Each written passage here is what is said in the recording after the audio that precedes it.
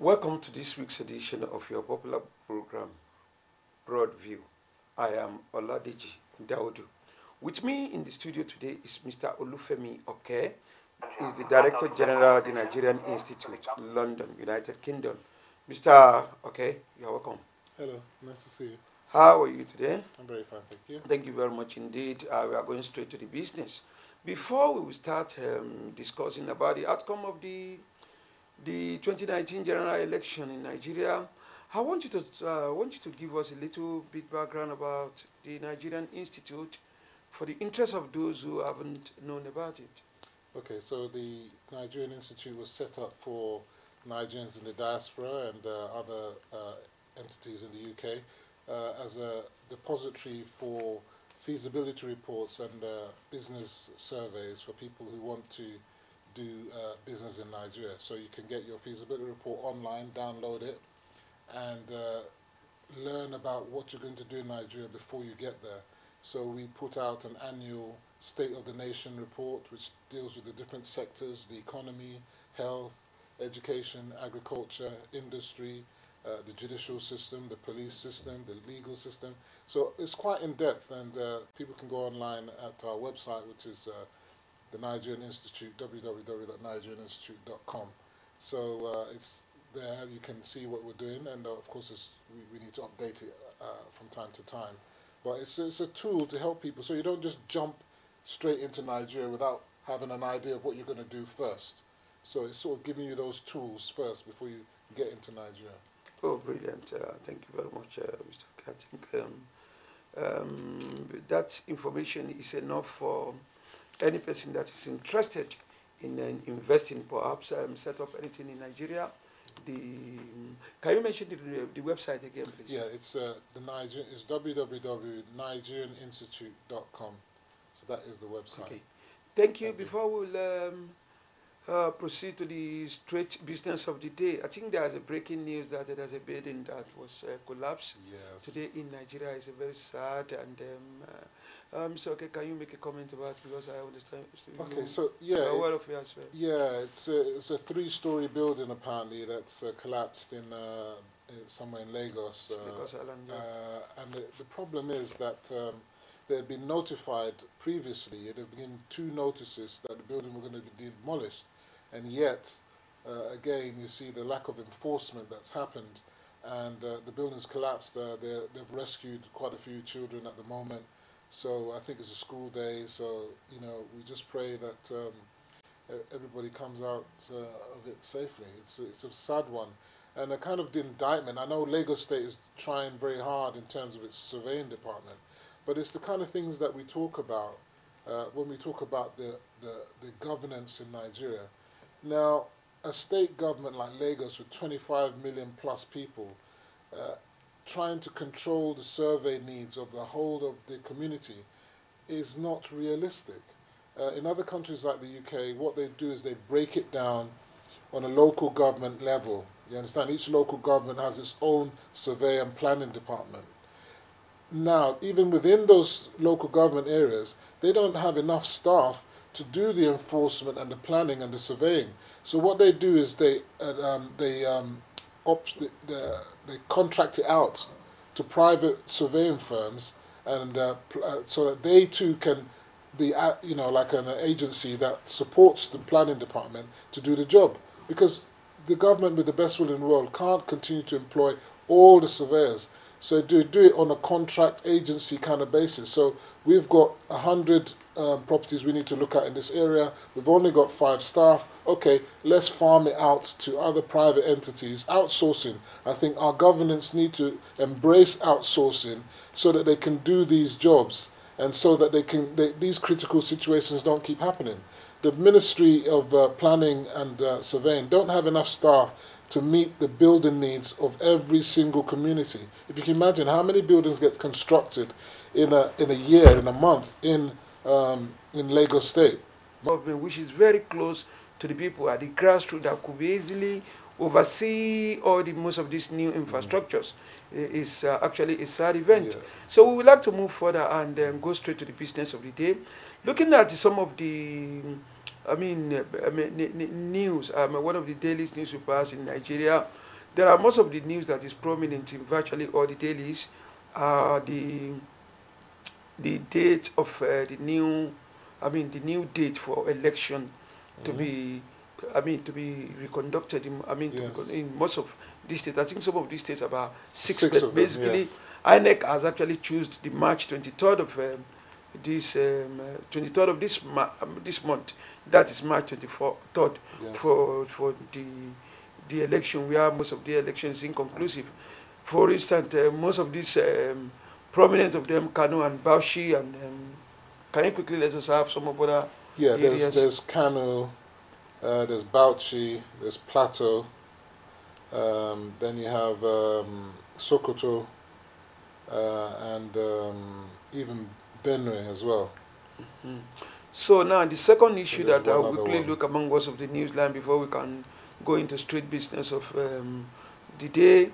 Also the suspended Chief Justice of the Nigeria Federation, Yes. that is Walter Walter Onogen, Onogen. yes. They say he failed to appear at the court yesterday, Yes. and based on the fact that they say it has to be on medical issue, that is the high blood pressure and also toothache. So Femi, let's quickly look at the first issue, that is most of where the state is most of where the states where the election is going to be conducted. So you follow, we both follow the elections, Yes. in most of these affected states. Yeah. What are your comments regarding this area? Yeah, I mean, each of these states obviously are quite particular and quite different. Basically, what happens is when the elections have been held and the results are out, if the margin of victory between the parties, the two main parties, or the top two candidates, if you like, is less than the number of votes that have been cancelled, for example, for any particular reason. It could be because of votes, ballot snatching, attacks on the INEC staff, any number of reasons that happen. So once that happens, that result becomes inconclusive. So therefore, the results in those areas, those localities, those polling booths, or those local authorities that have not been counted, they need to be rerun, and that's why we have this rerun. But where the problem lies is in, I think, in a state like Sokoto, for example, or not necessarily Sokoto, let's not Sokoto, but Benue. Now, the problem there is that INEC is using, the margin of difference between the parties now, I think, is about 80-something thousand, yes? That's the difference between the APC, the PDP, who's winning at the moment, the current governor, Tom, and the PDP, and the APC, who's second place now. The margin of difference is about 80,000. But so what INEC has said is that the registered voters in the areas that have been cancelled is in excess of 80,000. Okay, it's about 100 and something thousand. But I think that there's a lacuna in our laws, because the continuing harping on about the number of registered voters, I think, is not the right thing to do, because we know that you could be registered, but if you don't have PVC, you can't vote. So focusing on the number of registered voters is a misnomer. We should actually focus on the number of those with PVCs, because they are the only ones who are going to be able to vote. Now, when you look at the numbers with PVCs, that number is maybe more closer to the 80,000. If that, I haven't checked it, I need to confirm. With that now, you now need to ask yourself now, because I don't want to blame INEC. What we need to blame is the parties like the chap from APC. The reason why I say that, the honourable thing for him to do right now would be for him to concede. Why do I say that? Let's say there's 80,000 more votes, or even let's call it 120,000. The chances of him collecting 80,000, or just to make it level, and then he's saying that when they do the rerun, he's going to get 100% of the votes.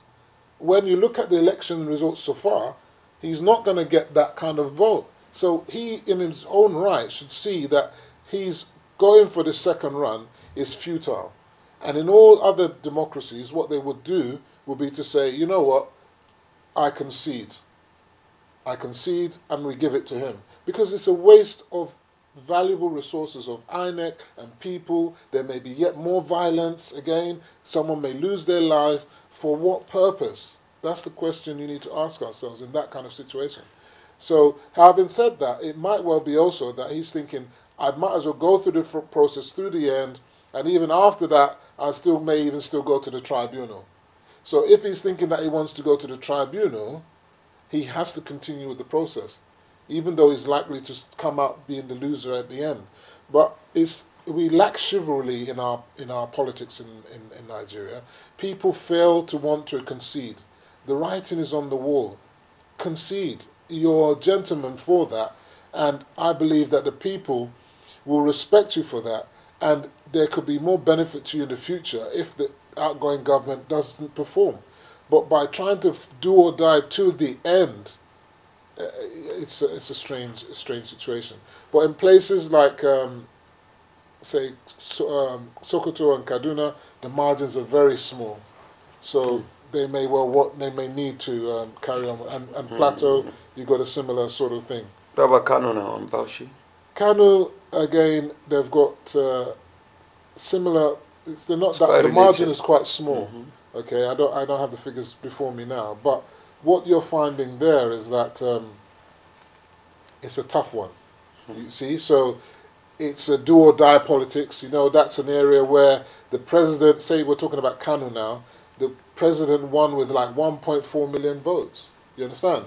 So now it's becoming, wow, how comes now we're not being able to meet that same big margin of difference between the two parties that is so close? But don't forget the initial crisis, that's some allegation leveled against so the to state me, government. what's happened now is that, you see, when we have some people in the media and some, of course, the opposing party keep going on and saying that these elections are bogus and they're fraught with the irregularities and we've never had any, this is the worst elections ever, these kind of inconclusive results show that that cannot be the case.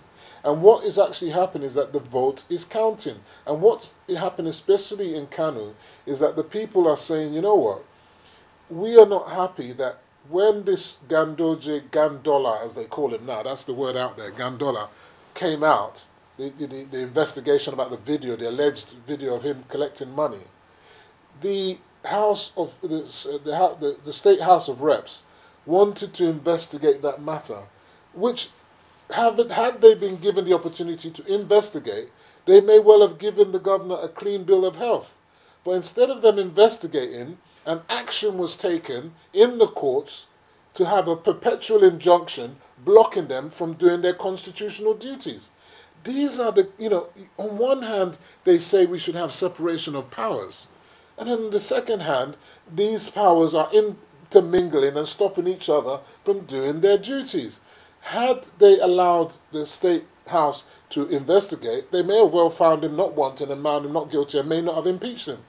But by putting in this injunction, I feel that the people of Kano were incensed. And you know that Kano has always been, from time memorial, a hotbed for resistance in the, what I call the conservative North. Absolutely. With the Aminu Kano generation right from back then, they were rebelling against the hegemony of the emirate.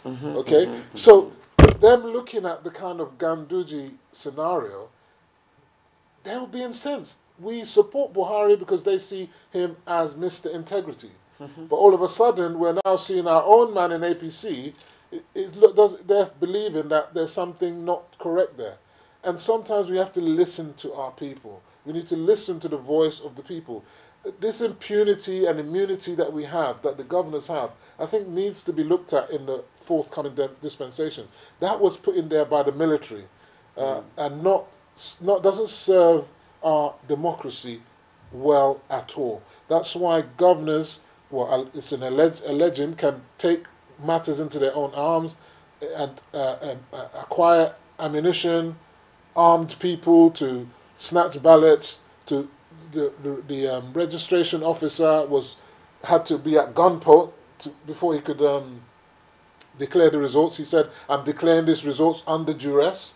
These kind of things are really outrageous, and it's because of the immunity and impunity that they have, and this needs to be addressed. And it's down to the legislature, the National Assembly, the House of Reps, and also the State House of Reps, to change our constitution.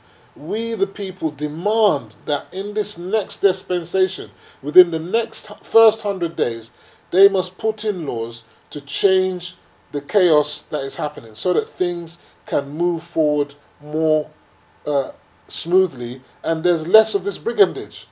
The people in Kanu are speaking, and that's so. There's no doubt about it. Kwankwasia movement are in a full effect.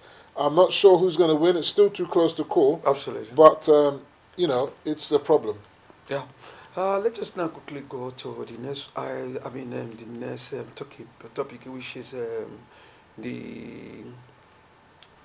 the suspended Chief Justice of the Federation, that is Walter Onagen, supposed to appear at the court yesterday, and according to the medical report, he said he sent that the man is suffering from high blood pressure and also a toothache. We believe some people have actually been advocating in some quarters that this is not kind of an excuse that the court could listen to from any other ordinary Nigerian, or perhaps anybody who is standing a trial. I want you to, what is your own view on this issue? Well, you see, again, we see in our legal system that we have in Nigeria that the high and mighty have one set of rules compared to everybody else. In another, if he was another instance, he could be languishing in prison or waiting trial. He might not be on bail. He might not be given bail. But because of his Chief Justice of Nigeria, all the paraphernalia that goes along with that, he can be on bail on self-recognition and because of his personage. I mean, the joke that's out there on the grapevine is that he didn't attend because he was in deliberations with Atiku for the to discuss Atiku's case. So his tribunal case. So I don't know whether there's any truth in that. But the fact of the matter is, he should stick to going to court. Of course, there's the Administration of Justice Act that's come into force, which asks for them to have less adjournments and to speed up the dispensation of justice. Of course, if he genuinely has a toothache and he had a problem, which is a health problem, I'm sure he's entitled to be able to have that dealt with. So, I just don't want it to be a situation where we have a repeat incidence of always having something going on. We've had it with Dino Melaye and other personage where they get into the court and they're rolling all over the floor, and Oladeji and putting stuff around their neck and all sorts of stuff that we can't, it's just a joke. It's like a comedy show. So we need more seriousness in the way that our these people of high standing, they should take the courts more seriously. And I don't think they should allow them that leeway to make a mockery of our judicial system.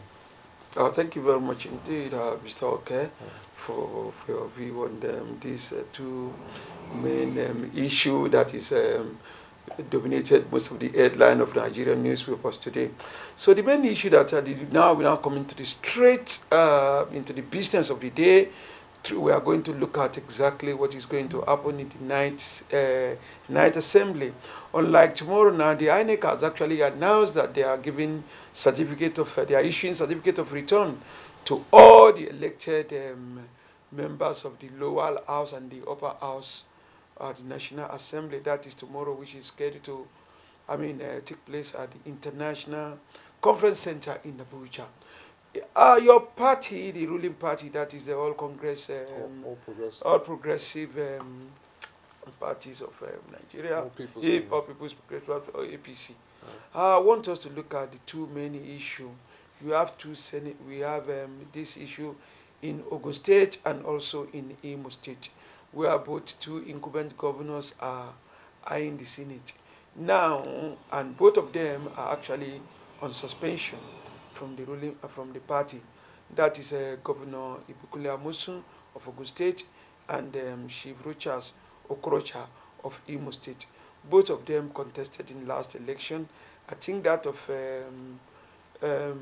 Owele Rochas Okorocha of Imo State is still having some kind of issue with the National Electoral Commission, Independent National Electoral Commission, INEC. Then Amosun he is an elected senator. I don't know, maybe he's going to be given the certificate of return tomorrow. Maybe he's among the people, but it was widely known that basically he's on suspension now.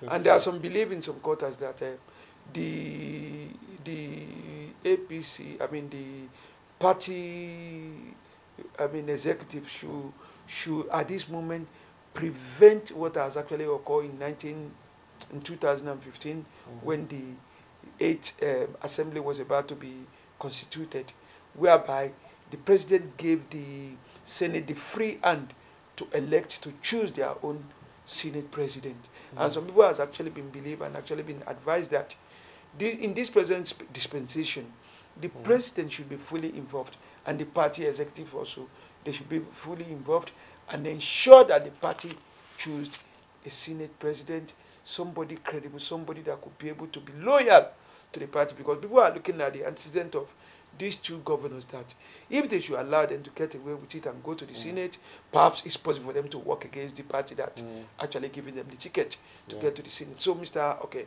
I want you to look at these two issues.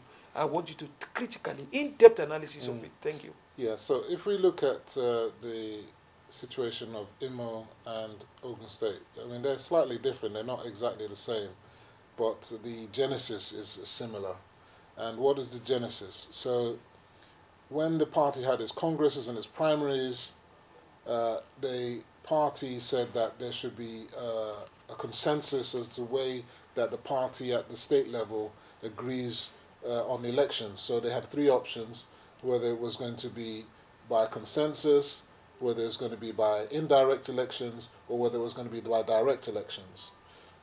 Either way that was going to be chosen, all the contending parties within the party, the different candidates within the party, would have had to have agreed to whatever option was to be taken. And in the absence of that, they should use direct primaries. But then you found situations where the governors will come and say, we have chosen our consensus candidate. And then the other parties will say, there was never any consensus candidate chosen. Was discussed. So there was a problem. Then they'll say, okay, we're organizing primaries. But then the primary wasn't done in the fashion that it was meant to be done so by the Constitution. So in the end, so there was to-ing and fro-ing between the National Working Committee and the local party. And then you have the situation in Nigeria, which I mentioned earlier, about the impunity of our governors, wanting to impose their successors on the people, rather than the successor being someone coming up from the people, or that someone that the people are in support of. I just feel that there must be something wrong where you as a governor are insisting that party A or B must be my successor. Anytime someone wants to do that, we must question the motive behind that. There's no smoke without fire. If you are insisting that this particular person, I don't care anybody, this man must be my successor, that raises eyebrows and should be of concern to every Democrat in Nigeria. I just find, I mean, you can say that, yes, I think this is the person that I prefer. You can have that. I prefer this particular candidate. I think that this person is the best person for continuity. That is a valid point. But what they should be saying is that I will leave it to the citizens and the members of the party to decide freely who they want to choose. I prefer this person, but it's down to them. And then we would have known that it doesn't feel like there's a hidden hand agenda in what they're doing. So having lost out in the primaries, these people decided, these particular two governors decided to set up, or not necessarily, to choose another venue in another party, AA in the case of Imo and APM in the case of Ogun State, to front the candidates that failed within the party primaries.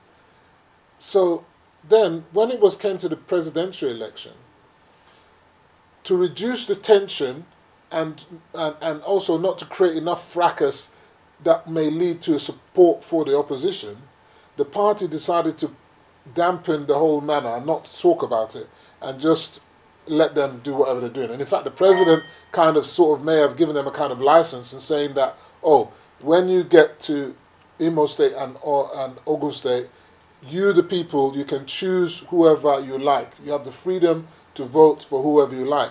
When normally he should be at the rally saying that the people, although you can choose who you like, here in this rally, I am supporting this candidate and I want you to support the party of APC. You understand? But then again, you found out at the rally, it wasn't enough for them to say, okay, I'm sending my candidate to another party. They then allowed all those people to come into the rallies, dominate the rallies, and in fact, they got to a ridiculous situation where these people who they claim to be, they are still APC members. Although they're APM members or they're AA members, they're all APC. After the vote, when we win, we're going to come back to APC. You allowed those people in Abeokuta, in MK Abiola Stadium, to attack the personage of the President of the Federal Republic of Nigeria. As a person from Ogun State, as an Egba man or woman, that was the height of disgrace for us in Ogun State.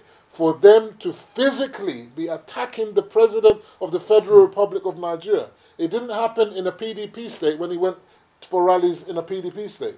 But to happen in the home of the progressives, in the home of the vice president, in the presence of the vice president, they were stoning the president. Right. Stoning the president. What if those things had actually hit the president?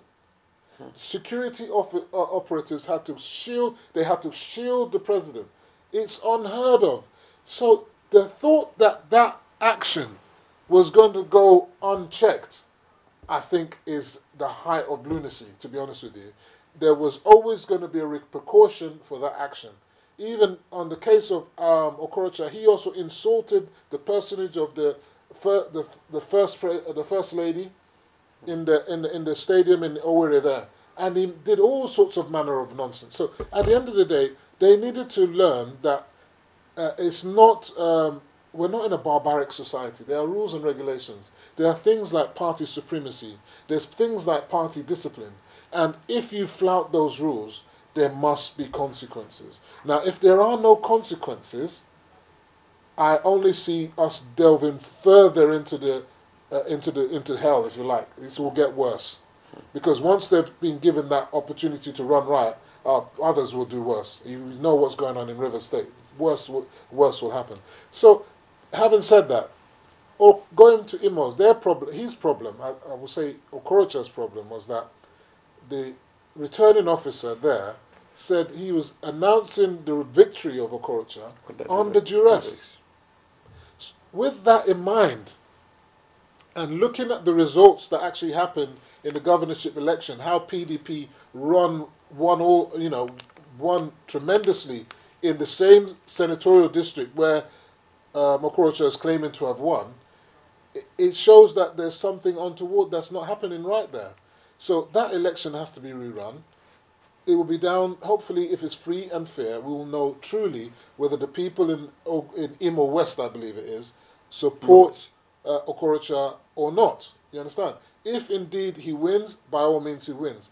But he will have another hurdle to come onto, which is the same hurdle that Amosun is feeling, where he has won, but he's been suspended from the party. From the party. Now, when you win elections, everybody knows that you are not the candidate on the ballot. The candidate on the ballot in our elections is the party. So you're there representing the people, but on behalf of your party, whether it's APC, ABGA, or PDP. So if the party is suspending you for anti-party activities with the prospect or recommendation of expulsion, so you're likely not to remain in that party. I mean, whilst that expulsion is still not effective, my problem with the status quo is, and this is the problem in Nigeria, we always have these lacunas. We leave vacuums to happen, and when vacuums come, there's a flexibility in the way that you interpret the law. So technically now, the Amosu, for example, can say, no, I'm still a member of the party. Technically, and not even technically, and in reality, he's a suspended member of APC. And he's a senator-elect under the party. He's also a senator-elect. He's entitled to that certificate of return. So unless the party has expelled him, and then we now move into another realm of what happens now that he's been expelled. Because then again, people will now say that, but our constitution didn't make allowance for that, provision for that. Because the constitution is a moving document, you understand? It evolves. It evolves, and we have to keep changing it. Like when the chap Dawodu died in Kogi, so they had about the election. So they had to change the rules for that. We now had one legislator that died just now in this election. There was a legislator that also died. Which state is that? In somewhere in the north, I believe. He on winning the election, he also died. Okay. Yeah, there's someone in this election now. So I mean, the laws are there to take care of that. But now that we're in a kind of funny situation, is he going to be given a certificate? Is he not going to be given a certificate? If he is given a certificate, what happens next? Yeah. So I believe they will give him the certificate. He's within his rights to collect that certificate. What will happen is that if he's then expelled, they then need to move on to the next level, which is, having been expelled, you are not representing the people of APC, so that position needs to be up for re-election. Femi, let us go on commercial break. My attention has been drawn by the commercial department. So when we come back, we will go further, because the Oyo State, there's also an issue there, according to some of the observers and those who have actually spoken with me regarding it. They were saying some kind of a recommendation that the governor, Isiaka Abiola Ajimobi, that the APC, they need to sanction him regarding what happened in Oyo State. They said he had contributed immensely for them losing that state to the opposition party, PDP. So we are going on commercial now.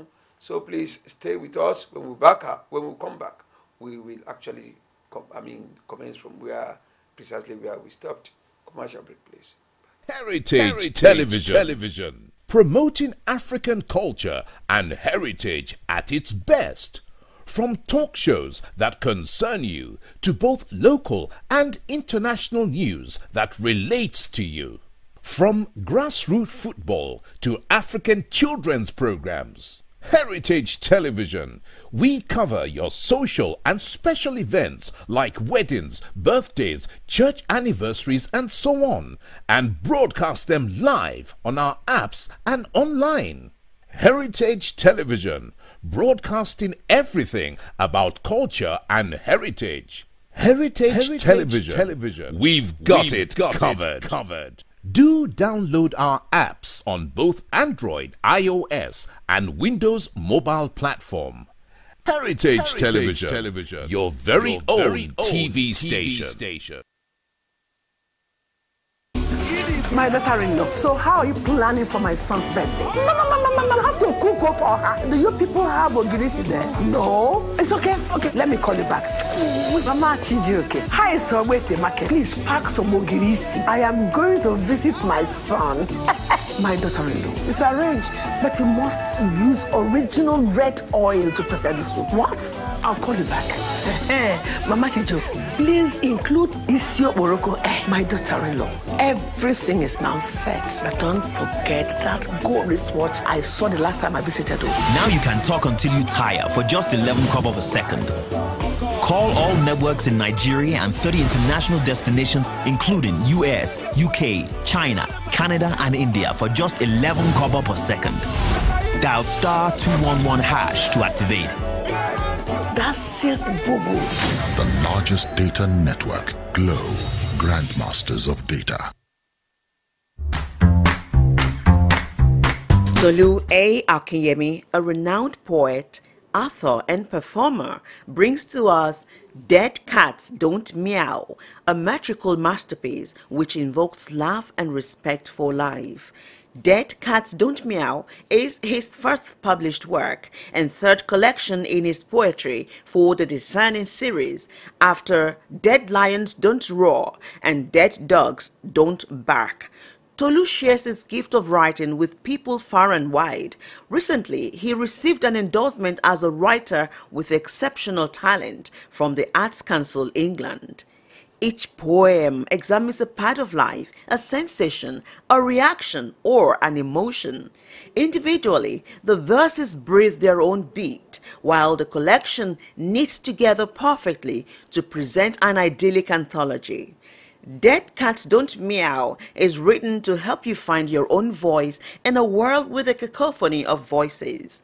Join Tolu A. Akinyemi at one of the 4 events to celebrate the launch of Dead Cats Don't Meow. Thursday, April 4, 2019, 7 p.m. to 9:30 p.m. at the Poetry Cafe, the Poetry Society, 22 Betterton Street, Covent Garden, London. Saturday, April 13th, 2019, 4 p.m. to 8 p.m. at Museum Center, Function Room, 8 and 9 Marina Road, Onikan, Lagos, Nigeria. Thursday, May 2, 2019, 7 p.m. to 9:30 p.m. The Leeds and Phil, 23 Westgate Road, Newcastle upon Tyne. Thursday, May 9, 2019, 5:45 p.m. to 7:15 p.m. The Avenue Library and Learning Center, 9 Victoria Avenue East, Blackley, Manchester. RSVP, tolutoludo.com. Dead Cats Don't Meow is available at Waterstones, Barnes & Noble, eBay, Amazon, Patabar, and other outlets.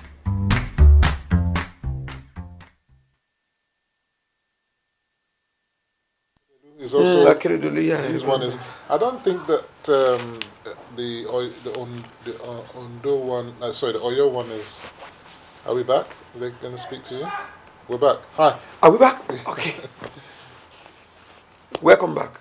Before we went on commercial break, basically we were still in Imo State, Femi. Yes. So let's quickly round up with the Imo State before we go to other states of the Federation. Yeah. We still have Oyo and we have Ondo. So I think we should be able to cover both these states. The thing to learn about Imo, and I think it's a lesson for all politicians and people who want to study our politics and the democracy. Division within a party will never lead to success.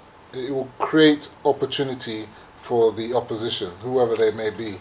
So you have a situation where if you add up the votes of APC and AA together, they would have won the election.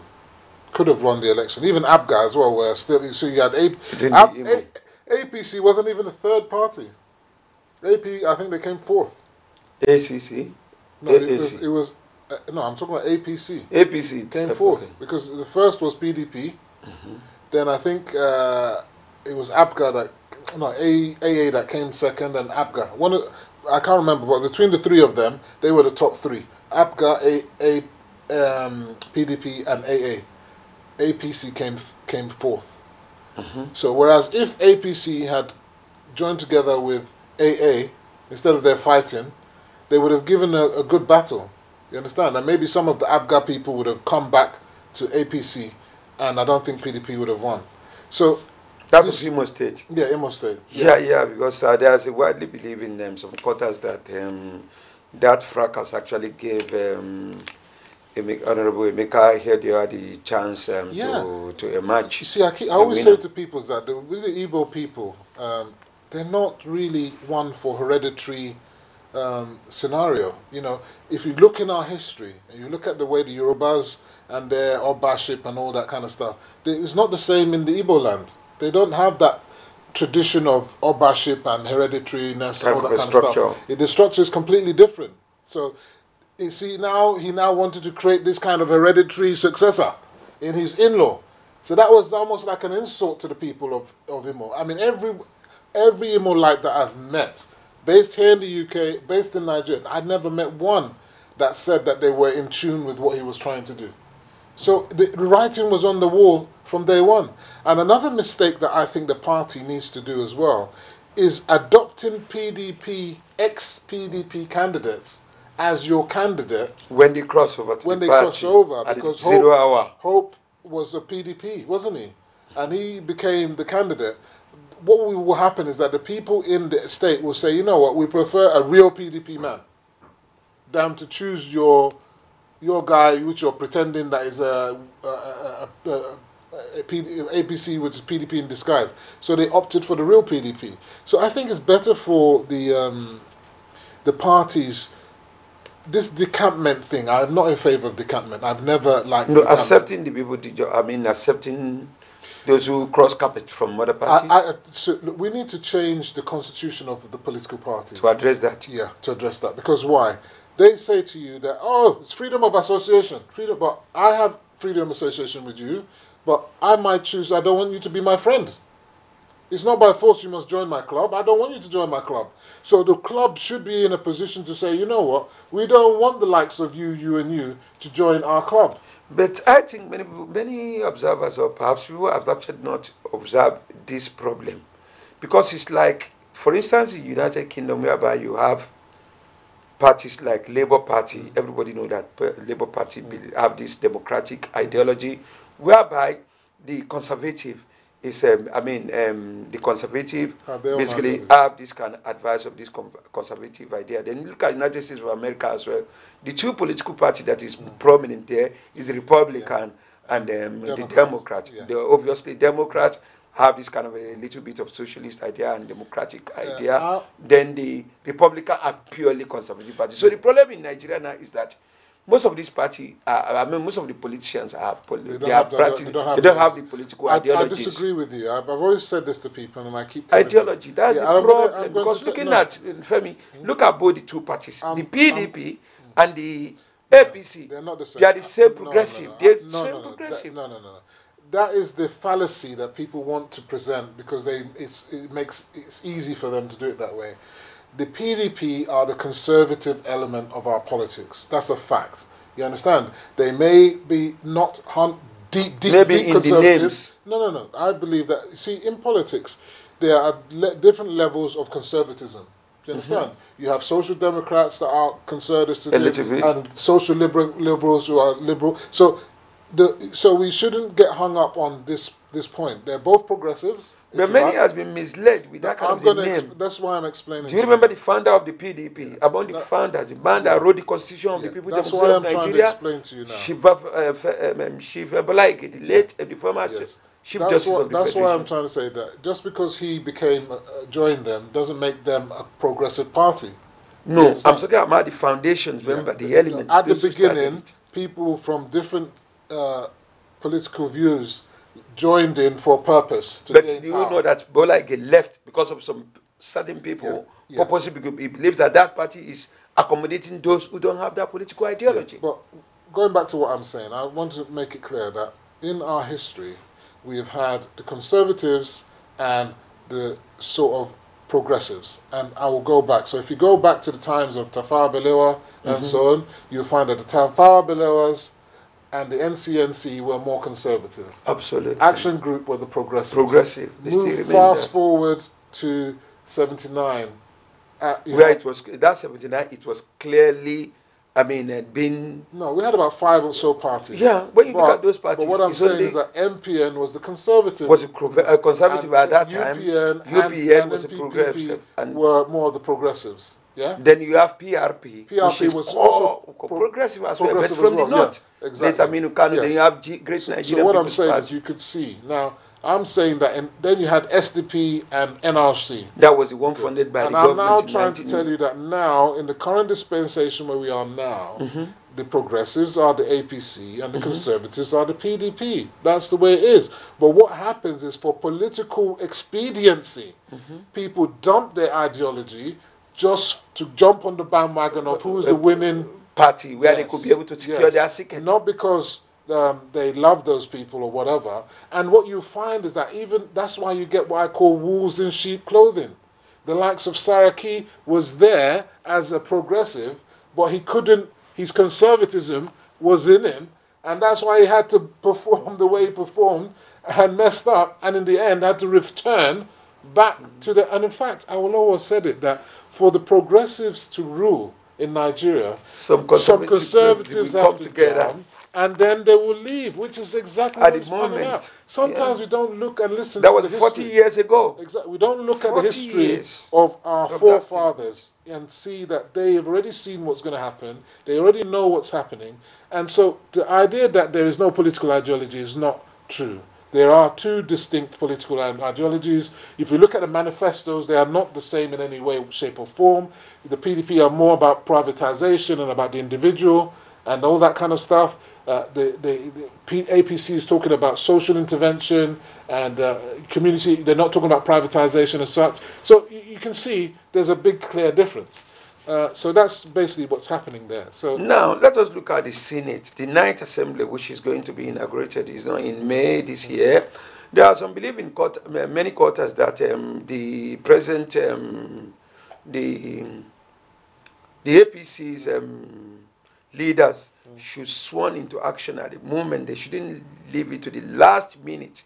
That at this moment they should be able to know precisely and decide who's going to be the Senate president, and let all the senators elect know exactly who is going to be in one, who is going to have any portfolio. Because leaving them like at the die minute, people believe that it will get out of hand. What's your opinion on that? My opinion is that the victory is gone. Now we need to swing into action. There's no time like now. We can't rest on our laurels because we're already in incumbency.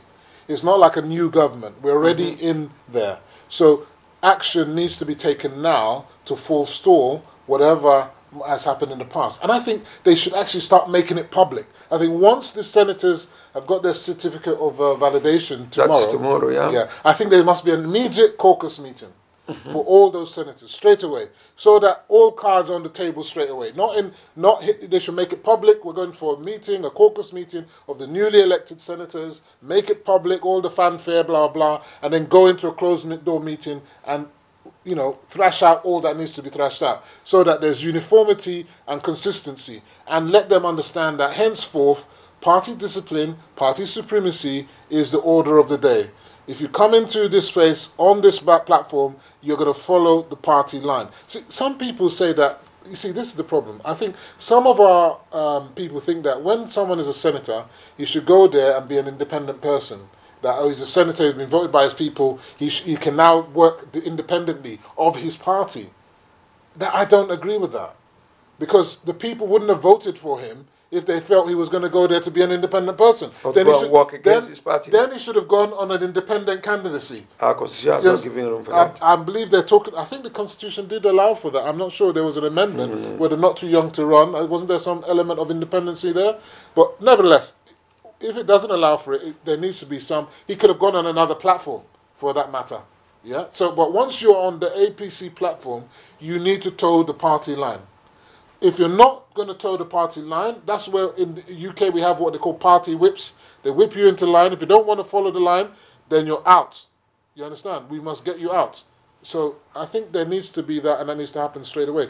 I'm glad to hear that the presidency has inaugurated a panel, which is headed by the vice president today, which is looking into reviewing performance of what the government has been doing in the past 4 years, and how they're going to move things forward. So that is actually happening. They're doing a stock take of their performance as opposed to in relation to our manifesto and our promises and what they're going to do, and also setting the template for what's going to happen hopefully from 2019 onwards. I think we need to start moving now and start the ground running. So in fact there should be machinations already working, and the machinery should be oiling now as to the likelihood of some ministers are going to be changed. Those need to be, they should be talking about it already now. Okay. Yeah. And also making sure that the senators are in line to say that these are the possible people that are coming. Make sure that our guys, unless there's something untoward about their character, let's what is the word that they need to when they go for, when you're nominated, you go to the Senate for screening. Yes, So unless there's something out of the ordinary.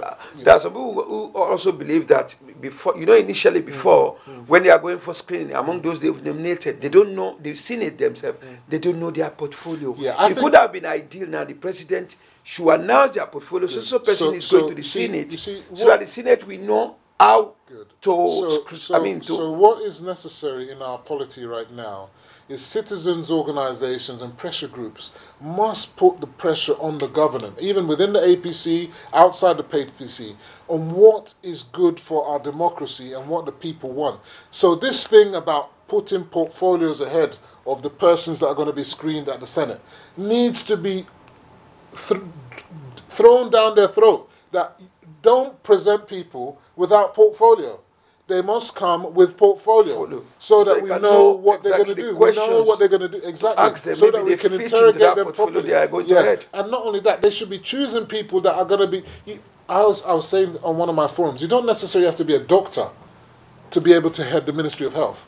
In the Western world and most democracies, you don't have to be a professional. You see, this idea that you have to be a professional in that field. You must be a surveyor before you become the Minister of Transport, of Works. No, this is not true. It's not true at all. But what they need to do is they need to be proficient as leaders. They need to have the capacity to lead. They must be people with vision. They must be forthright. Yeah, administrative. They must be forthright and upstanding. Those are the kind of qualities that we want to see. I want to see that they've got experience of delivery. You understand? Where have you delivered? You're going to be heading a ministry where there's going to be targets that are going to be achieved. How are you going to deliver those things? What have you done in the past that we can see that you've delivered on target? What are you going to assure us you're going to do to the people of Nigeria to show us every so often, periodically, to say, I'm going to lay this down, we've laid this targets down, and every so often I'm reporting to you that we said, like what Trump is doing, in 100 days we're going to do this. Here you are, my tick list. I've done this, I've done this, I've done this.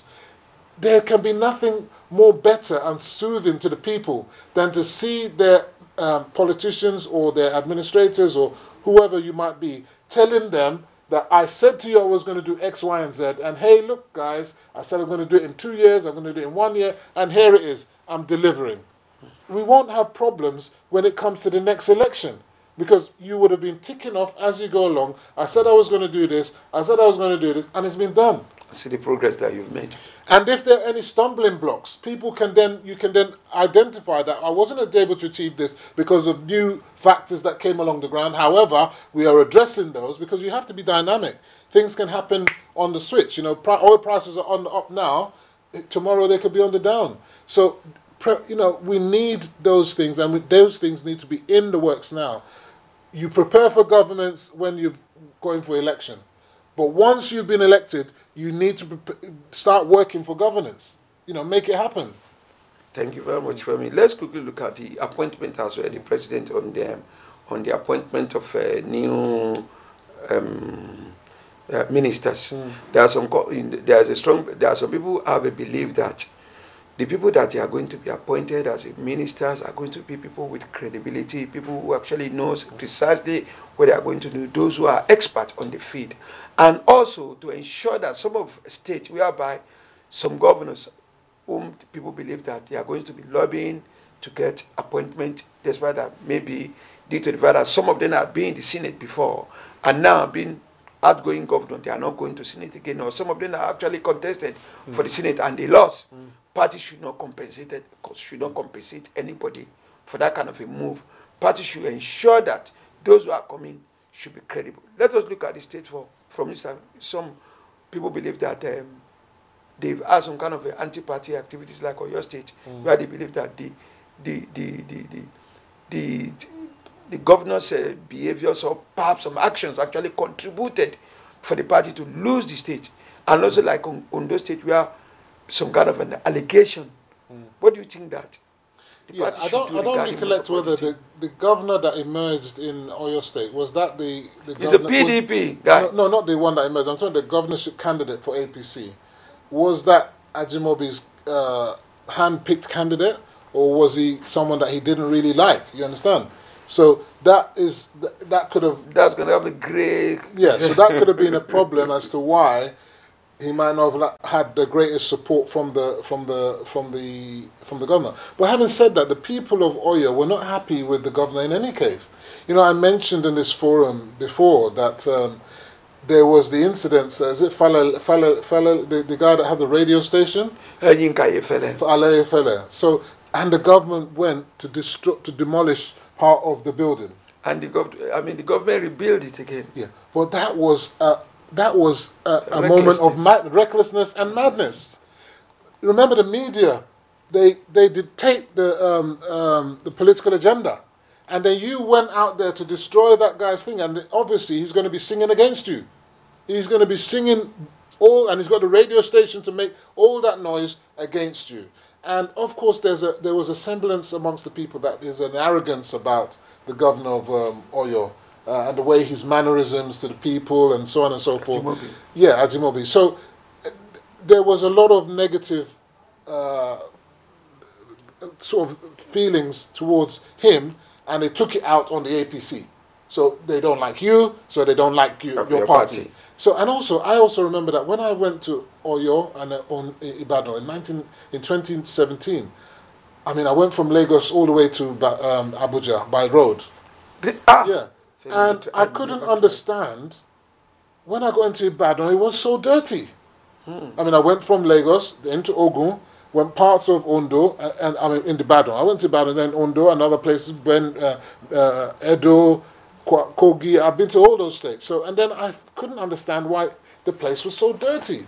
You know, so all this lack of governance is very bad. I think government, those who have failed, shouldn't be rewarded. You understand? So if you failed to deliver your state, for example, he didn't deliver his state, there can be no reward. He should return to become a normal citizen of Oyo State and can work for the party. Just like the likes of Tinubu is working for the party, Oshoba works for the party. Akande is working for the party. You don't need this desire that I've been the state governor, I now need to be the senator. I don't really understand it personally. I think being a governor is the pinnacle of a state. That's where you can achieve the maximum you can possibly achieve for your state. What are you going to deliver as a senator?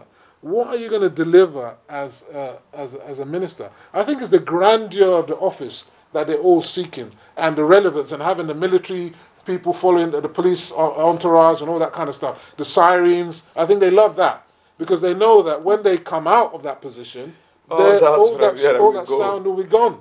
They won't have that anymore. So I think that is what they want. They don't want to be ordinary citizens anymore, which is a sad indictment. So they couldn't adjust to that position. I don't know whether we need to give them some medicine so that they can recover from their withdrawal systems. I don't really understand. But there should be no kind of reward for failure. That's one thing. So if you didn't deliver your state, forget it. You understand? If you didn't become a senator, it doesn't mean that we must give you a ministerial position. I know people will look at the likes of Fayemi that didn't deliver his state and then became a minister. But his own case is obvious. His case was different. The power of the federal might was imposed on him, and they made sure that Fayose came in and ruled the waves. No, look, I think we need new blood, to be quite frank. The president has had a new lease of life. We thank God for that. We're, physically and mentally, not just physically, he's had a new lease of life in that he's more healthy now. He's gone down to 36 states. He campaigned. He was out there. People couldn't believe it. They thought he was the Buhari from Sudan, but it's the real. He was cloned. So he's been identified now. He's the real guy. So we're happy for that. So there's a new lease of life. The Vice President Yemi Osinbajo was out there doing trade and money. They're out there. So, but we need some new blood now into the cabinet. New blood into the cabinet. We need inclusive government. That's what the cry is. The definition of inclusiveness is going to be the one. What is the meaning of inclusiveness? Does that mean we need to have PDP in the ABC government? Or does that mean inclusiveness in terms of more other people other than people from the north? Because there's this allegation that, the government is nepotic and all this kind of stuff. I don't actually see it that way. But I think in order to quell those perceptions, many of the service chiefs have to be changed. It will not hurt the president in the slightest if he decides to put one person from the south as a service chief, just to keep them quiet. Okay, you said I'm this, okay, because he can find, because just as there are diehard Buhari supporters in the north, there are equally diehard supporters of him, even in the southeast, even in the south-south, and in the southwest. He can find competent military personnel, because they have to be competent from another region, just to put them there so that this allegation can be silenced. But some people argue that most of these measures are for security measures. As I say, competency is not about where you come from. Okay? Competency is about the security ability, impact as well. Well, as I say, remember you have a series of different security agencies. So you've got the Army, the Navy, the Air Force, Immigration, Customs, DSS. There's the National Security Agency. There's so many of them. So it's only to choose one, if necessary, even more than one. It doesn't matter how you do it. And that person must be someone that he has confidence in. Absolutely. And I'm sure, yeah, whoever the person is, wherever they come from, the president must have confidence in that person. If the person if he hasn't got confidence in that person, he can't choose that person. Absolutely. So he can choose a lower ranking person if necessary, because I'm sure within the military there are capable people. Thank you very much indeed, Femi. Sadly, we won't be able to go further because the time is basically not on our friend, and we have actually approached the time. On this note, this is where we are going to draw the curtain of this program. It's been my pleasure in hosting you, Mr. Femi. Okay, thank you very much indeed for coming to this program, Broadview. Viewers at home, this is where we are going to draw the curtain of your favorite program, Broadview.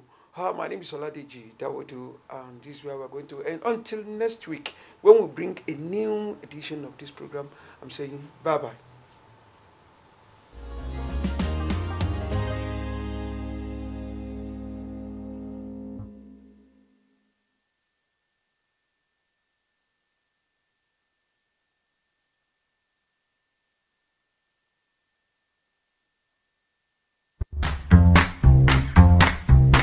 Tolu A. Akinyemi, a renowned poet, author, and performer, brings to us Dead Cats Don't Meow, a metrical masterpiece which invokes love and respect for life. Dead Cats Don't Meow is his first published work and third collection in his poetry for the Discerning series, after Dead Lions Don't Roar and Dead Dogs Don't Bark. Tolu shares his gift of writing with people far and wide. Recently, he received an endorsement as a writer with exceptional talent from the Arts Council England. Each poem examines a part of life, a sensation, a reaction, or an emotion. Individually, the verses breathe their own beat, while the collection knits together perfectly to present an idyllic anthology. Dead Cats Don't Meow is written to help you find your own voice in a world with a cacophony of voices. Join Tolu A. Akinyemi at one of the 4 events to celebrate the launch of Dead Cats Don't Meow. Thursday, April 4, 2019, 7 p.m. to 9:30 p.m. at the Poetry Cafe, the Poetry Society, 22 Betterton Street, Covent Garden, London. Saturday, April 13th, 2019, 4 p.m. to 8 p.m. at Museum Center, Function Room, 8 and 9 Marina Road, Onikan, Lagos, Nigeria. Thursday, May 2, 2019, 7 p.m. to 9:30 p.m. The Leeds and Phil, 23 Westgate Road, Newcastle upon Tyne. Thursday, May 9, 2019, 5:45 p.m. to 7:15 p.m. The Avenue Library and Learning Center, 9 Victoria Avenue East, Blackley, Manchester. RSVP, tolutoludo.com. Dead Cats Don't Meow is available at Waterstones, Barnes & Noble, eBay, Amazon, Patabar, and other outlets.